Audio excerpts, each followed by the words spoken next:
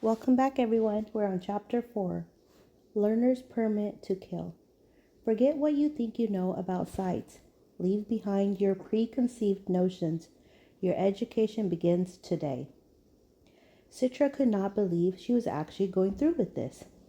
What secret, self-destructive part of herself had asserted its will over her? What had possessed her to accept the apprenticeship? Now there was no backing out. Yesterday, on the third day of the new year, Scythe Faraday had come to her apartment and had given her a year's immunity to her father and brother. He added several months to her mother's, so their immunity would all expire at the same time. Of course, if Citra was chosen to be a full Scythe, their immunity would become permanent. Her parents were tearful when she left. Citra wondered whether they were tears of sorrow, joy, or relief. Perhaps a combination of all three.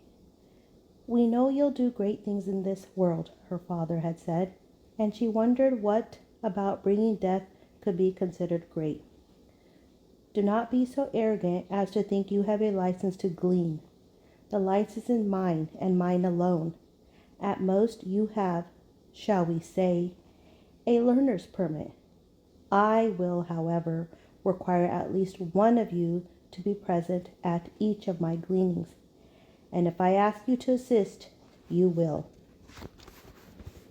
Citra unceremoniously withdrew from school and said goodbye to friends in awkward little conversations.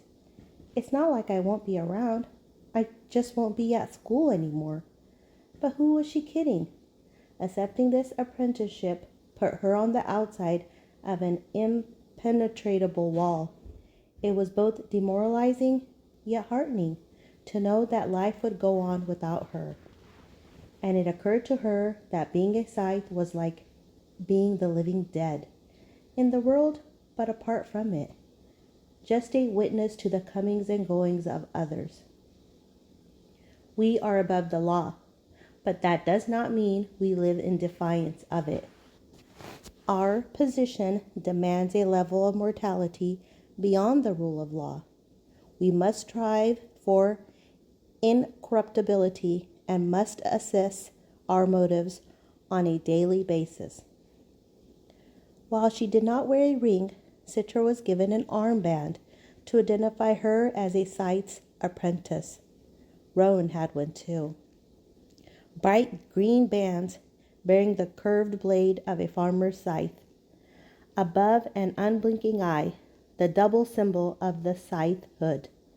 That symbol would become a tattoo on the arm of the chosen apprentice. Not that anyone would ever see the tattoo, for scythes are never seen in public without their robes. Citra had to tell herself that there was an out. She could fail to perform. She could be a lousy apprentice. She could sabotage herself so completely that Honorable Scythe Faraday would be forced to choose Rowan and return her to her family at the end of the year. The problem was that Citra was very bad at doing things half-assessed. It would be much harder for her to fail than to succeed. "I will not tolerate any romantic notions between the two of you, so banish the thought from your mind now." Citra had looked over at Rowan when the Scythe said that, and Rowan had shrugged. "Not a problem," he said, which irritated Citra. At the very least, he could have voiced some minor disappointment. "Yeah," Citra said. "No hope of that, with or without the rule." Rowan just grinned at that, which made her even more annoyed. "You shall study history, the great philosophers, the sciences. You will come to understand the nature of life and what it means to be human before you are permanently charged with the taking of life. You will also study all forms of killcraft and become experts." Like Citra, Rowan found himself unsettled by his decision to take this on, but he was not going to show it, especially not to Citra. And in spite of the blasé attitude he showed her, he was, in fact, attracted to her. but he knew even before the Scythe forbid them that such a pursuit could not end well. They were adversaries, after all. Like Citra, Rowan had stood beside Scythe Faraday as the man held out his ring to each member of his family, offering them immunity.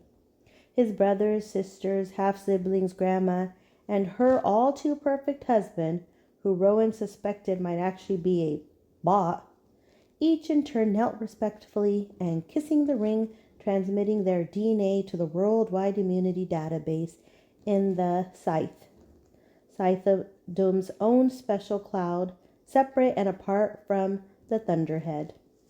The rule was that all members of an apprentice household would receive immunity for 1 year, and there were 19 people in Roland's sprawling household.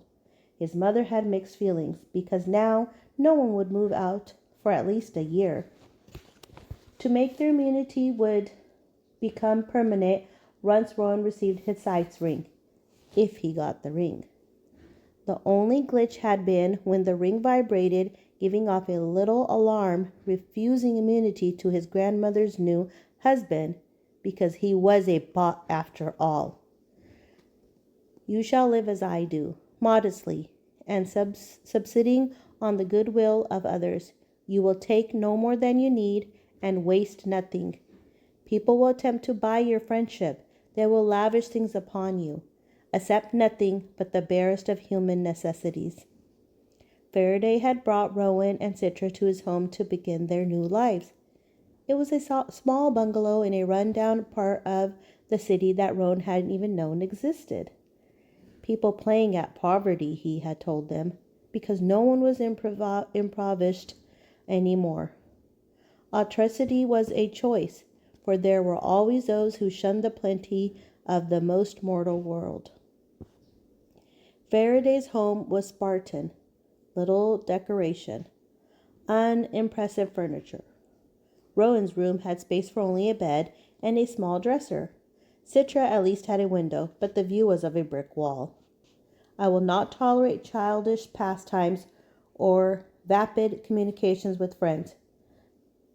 Commitment to this life means leaving behind your old life as fully as possible. When a year from now I choose between you, the unchosen one can return to his or her former life easily enough. But for now, consider that life a part of your past. Once they were settled in, he didn't allow them to brood over the circumstances. As soon as Rowan had unpacked his bag, the Scythe announced that they were going to the market. To glean? Rowan asked, more than a little sick at the prospect. No, to go get food for the two of you, Faraday told them. Unless you prefer to eat my leftovers. Citra smirked at Rowan for asking, as if she hadn't been worrying about that herself. I liked you a lot more before I knew you, he told her. You still don't know me, she answered, which was true. Then she sighed, and for the first time since their night at the opera, she offered up something more than attitude. We're being forced to live together and forced to compete at something neither of us wants to compete over. I know it's not your fault, but it doesn't exactly put us in a friendly place. I know, Rowan admitted. After all, Citra didn't own all the tension between them, but that still didn't mean we can't have each other's backs. She didn't answer him.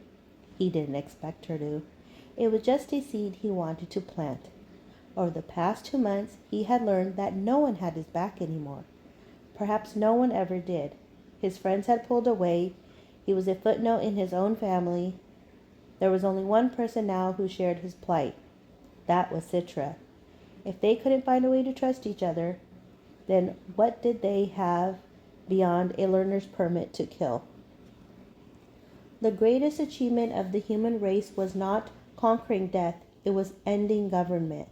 Back in the days when the world's digital network was called the cloud, people thought giving too much power to an artificial intelligence would be a very bad idea. Cautionary tales abounded in every form of media. The machines were also the enemy, but then the cloud evolved into the Thunderhead, sparking with consciousness, or at least a remarkable facemill. In stark contrast to people's fears, the Thunderhead did not seize power. Instead, it was people who came to realize that it was far better suited to run things than politicians.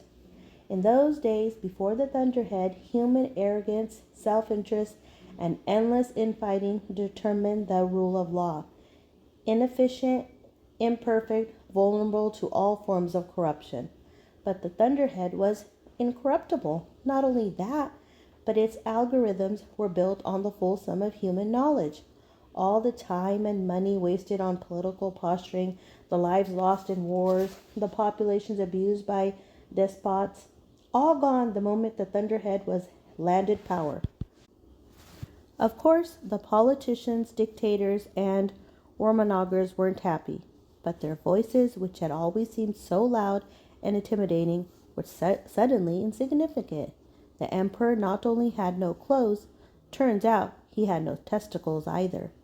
The Thunderhead quite literally knew everything: when and where to build roads, how to eliminate waste in food distribution and thus end hunger, how to protect the environment from the ever-growing human population. It created jobs, it clothed the poor, and it established the world code. Now, for the first time in history, law was no longer the shadow of justice. It was justice. The Thunderhead gave us a perfect world. The utopia that our ancestors could only dream of is our reality. There was only one thing the Thunderhead was not given authority over: the Scythedom. When it was decided that people needed to die in order to ease the tide of population growth, it was also decided that this must be the responsibility of humans. Bridge repair and urban planning could be handled by the Thunderhead, but taking a life was an act of conscience and consciousness. Since it could not be proven that the Thunderhead had either the Scythe was born, I do not regret the decision, but I often wonder if the Thunderhead would have done a better job. From the Gleaning Journal of H.S. Curie.